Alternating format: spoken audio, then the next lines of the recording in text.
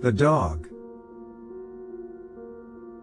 My name is Todd Willinger, and what I'm about to tell you will fill in the missing pieces of what exactly happened here. I encountered something 2 weeks ago, something truly incomprehensible, but I'll try my best to explain.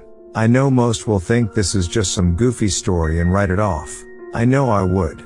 But I implore you to please listen and hear me out because you may be next.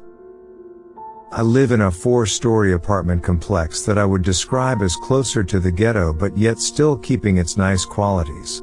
It's a 1-bedroom, 1-bathroom apartment in Mansfield, Ohio. You see, Ohio is full of weirdos and meth addicts. It's not as bad as the memes nowadays would suggest, but still, not a day goes by where I don't see one walking around. Needless to say, I'm pretty used to seeing and hearing all kinds of strange things. But even still, none of these experiences could prepare me for this. I was outside enjoying a beautiful summer's afternoon vaping on the balcony of my building. It was one of the things I picked up during the COVID-19 quarantine. I had just finished unboxing my vape and taking the first hit when I faintly heard a low voice calling out from somewhere nearby.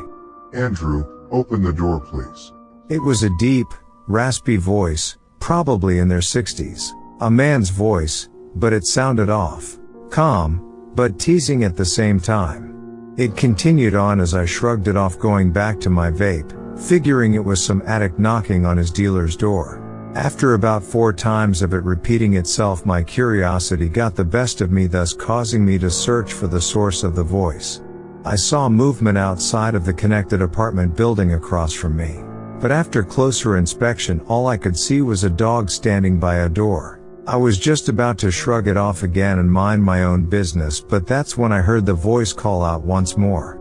Andrew, open the door. I know you're in there. What? No. There's no way this could be coming from that dog, I thought. I mean, I've seen dogs do some pretty amazing tricks, but talking, yet alone forming a complete sentence? Just then it started to bang its head against the door. Now I was really freaked out. The voice started calling out again. It sounded exactly the same as last time. Exactly the same, as if one recorded their voice and replayed it on a loop. There were no other sounds or movements coming from that side of the complex. I watched in a state of shock as the dog continuously rammed its head against Andrew's door for another 30 seconds. Finally, the door opened. It calmly entered the apartment. A minute went by.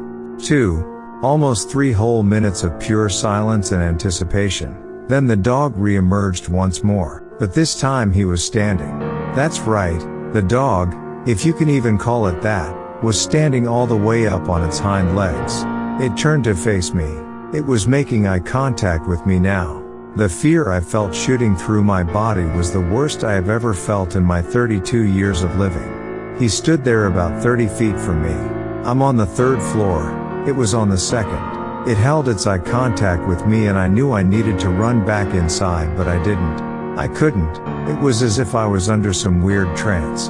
Then, after what felt like an eternity, it started to walk towards the stairs leading downwards. Yes, it was now walking. Not like a dog though, hopping on its hind legs, but like a human, arms at its sides swaying back and forth, calculated steps and all.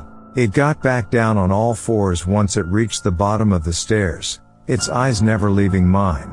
It slowly started walking over to my apartment, taunting like, and I swear I could see a smile starting to form on its ugly face. It got close to the steps of my building. I could see it clearly now. It had dark, soulless eyes that were 100% attentive to mine. And to make matters even worse, I could see it had not 1, but 2 tails. Its now blood-soaked covered snout seemed to be double the size of a normal dog's, but this was clearly no normal dog. I was finally able to break free of my trance and bolt back inside my apartment, making sure to lock every door and window.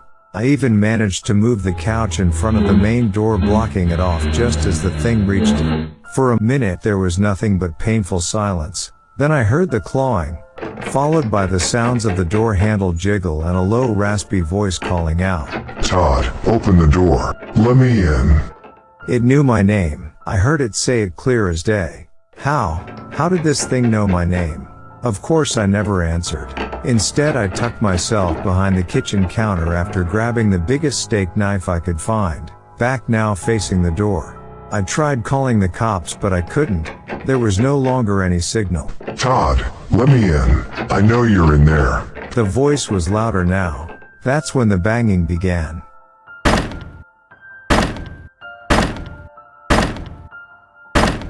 The non-stop echoing of its head crashing against my door riddled throughout my eardrums. I started to cry.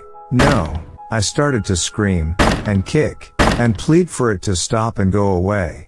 But it never did. Instead, it got worse. The banging, the clawing, the taunting. I've been stuck in here for 2 weeks now.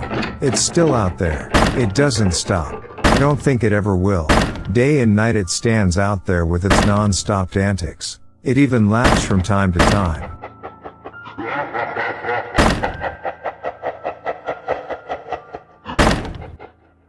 Todd, my boy, let me in. I know you're in there. Be a good boy and open the door. I want to play. You'd think someone would care enough to check up on me. Family, friends, work, but nothing. It's just him, all day, every day. I don't even know if this is real anymore. I don't know if anything is. Maybe I'm dead and this is my eternal hell. Regardless, I used to think COVID-19 was the reason I've been seeing less and less people out lately. But now, I'm not so sure anymore. I think it got them. I think they opened the door. I don't know how much more of this I can take. My door's about to give way anyways. Maybe I should just turn the knife on myself, or maybe, just maybe, I'll finally let it in.